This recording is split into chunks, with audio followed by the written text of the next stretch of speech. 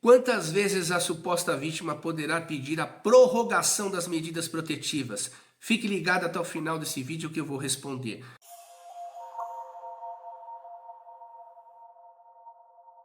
Sou Júlio Konkovski, sejam bem-vindos ao canal Lei Maria da Penha em Foco. E no vídeo de hoje trago essa questão muito relevante, uma das perguntas mais realizadas aqui no canal, perfeito? Então trago aqui em primeira mão para vocês. Então vamos recapitular aqui, a partir do princípio, perfeito? As medidas protetivas, o que elas são? São instrumentos de preservação, de tutela, de proteção a toda mulher que se autodeclara vítima de violência doméstica. Aqui, pessoal, um parênteses. É importante que nós analisemos que todos os meus vídeos, eles buscam estabelecer um grau de crítica a alguns momentos desproporcionais da Lei Maria da Penha. Então eu falo aqui como deveria ser, qual a visão mais garantista, mais adequada. É evidente que na prática nós vemos outra realidade. Então você que está assistindo, assista com os olhos voltados para um aperfeiçoamento da lei. Nós sabemos que a realidade ela é geralmente um pouco diferente, mas eu trago aqui nesse momento, nesse canal, vídeos que buscam aprimorar a Lei Maria da Penha e fazer pequenas correções para que ela se torne uma lei justa para todo mundo. Não protegendo em excesso a suposta vítima e desprotegendo completamente o homem. Eu busco elementos para que o homem seja tratado como sujeito de direitos na Lei Maria da Penha e não como um objeto, como uma coisa, o que geralmente acontece, perfeito? Então, o que acontece? A suposta vítima ela poderá pedir quantas prorrogações das medidas protetivas. Então veja, a Lei Maria da Penha não estabeleceu aqui quantas vezes o juiz poderia prorrogar as medidas protetivas. E, obviamente, não fez por uma questão óbvia, porque as medidas protetivas elas estão valendo, vigorando, por prazo indeterminado, e elas vigoram enquanto a situação de risco perdurar. Então isso é muito importante, guarde isso com você. Então nós temos que convencer o juiz que a situação de risco ela nunca existiu ou ela deixou de existir. Essa é a defesa que temos que fazer no âmbito das medidas protetivas. Não adianta você querer dizer que você é inocente, que você nunca fez isso. Esse tipo de defesa, ela não vale nas medidas protetivas. Lembrando que as medidas protetivas, elas não são um processo penal condenatório.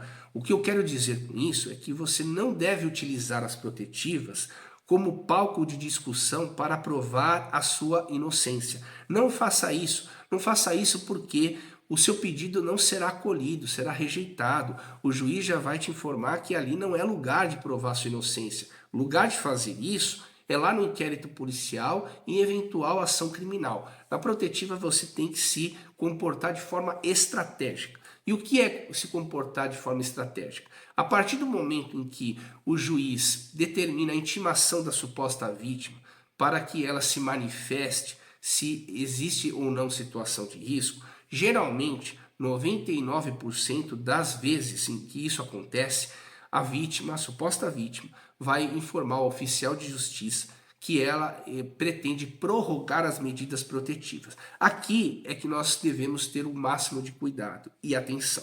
Porque geralmente, quando a suposta vítima fala que quer a prorrogação, ela não apresenta nenhuma evidência, nenhuma prova. E nós sabemos que hoje nós vivemos num país, num mundo digital.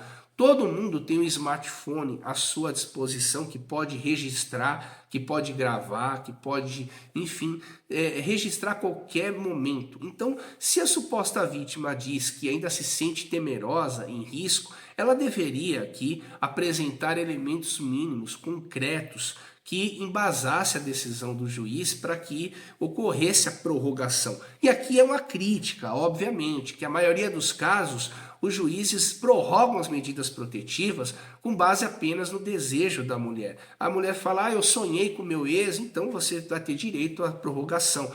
Essa é a vida real, mas aqui eu não posso me limitar a trazer a realidade, simplesmente. Eu quero trazer uma crítica, vamos aperfeiçoar a lei. Então é necessário que todos os pedidos venham acompanhados de evidências mínimas que permitam mostrar para o juiz que a situação de risco ainda perdura. Se, porventura, a suposta vítima diz que está em risco e não apresenta elemento algum, mesmo tendo condições de ter demonstrado por meio de registro fotográfico, áudio, vídeo, esse pedido não deve ser acolhido e as medidas protetivas devem ser prontamente revogadas, porque lembre-se, aqui eu sustento, medidas protetivas são restrições a direitos fundamentais. Direitos fundamentais são construções, são conquistas humanitárias que levaram séculos para serem conquistadas, com muito suor e morte de muitas pessoas para que hoje nós tivéssemos um rol de direitos fundamentais previstos lá na Constituição.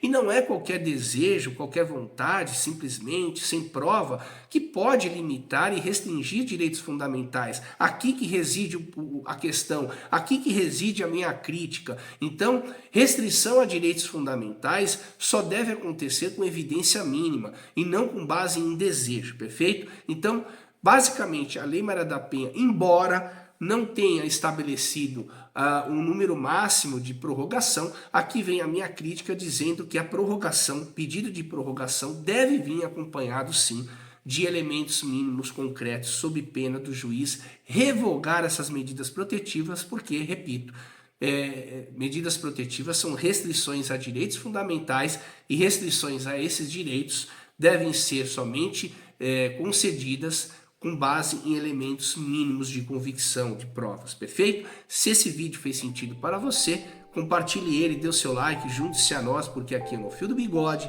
e lembre-se, respeite as mulheres.